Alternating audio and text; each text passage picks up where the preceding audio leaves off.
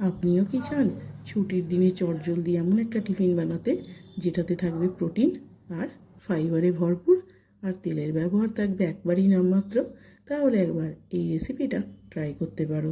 এর জন্য প্রথমেই 1 বাটি ওটস, হাফ বাটি সুজি, 4 চামচ টক দই আর অল্প অল্প করে জল দিয়ে একটা স্মুথ ব্যাটার রেডি করে চাপা দিয়ে রেখে দেবো কিছুক্ষণের জন্য। এবার কিছু ভেজিটেবলস নিয়েছি, সেগুলোকে কেটে নেব। ভালো করে ধুয়ে কেটে এগুলোকে চপারে দিয়ে ফাইন চপড বানিয়ে নেব।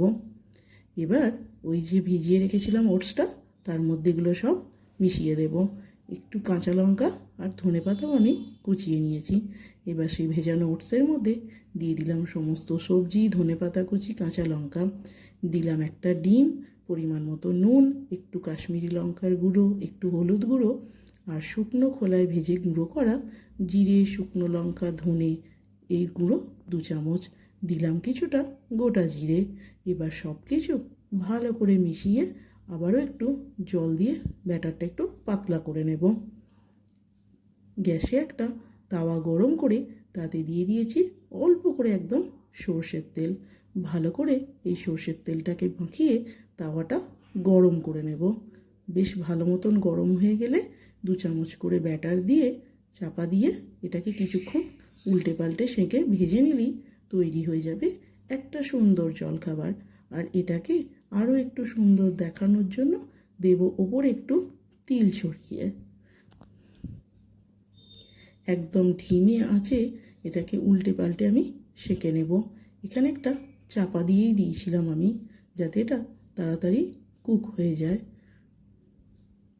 এবার বানাবো এটা খাওয়ার জন্য একটা সুন্দর চাটনি।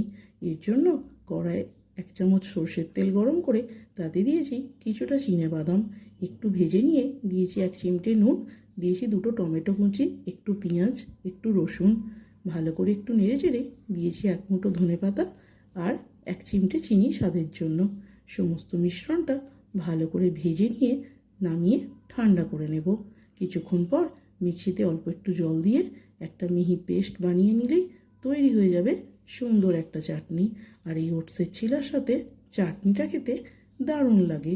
আর এই চাটনিটা কোনো কাবাব বা ধোসা বা ইডলির সাথেও খেতে দারুণ লাগবে। তো রেসিপিটা তোমাদের কেমন লাগলো অবশ্যই কমেন্টসে জানিও। আর ভিডিওটি ভালো লাগলে সাবস্ক্রাইব করে পাশে থাকার অনুরোধ রইল।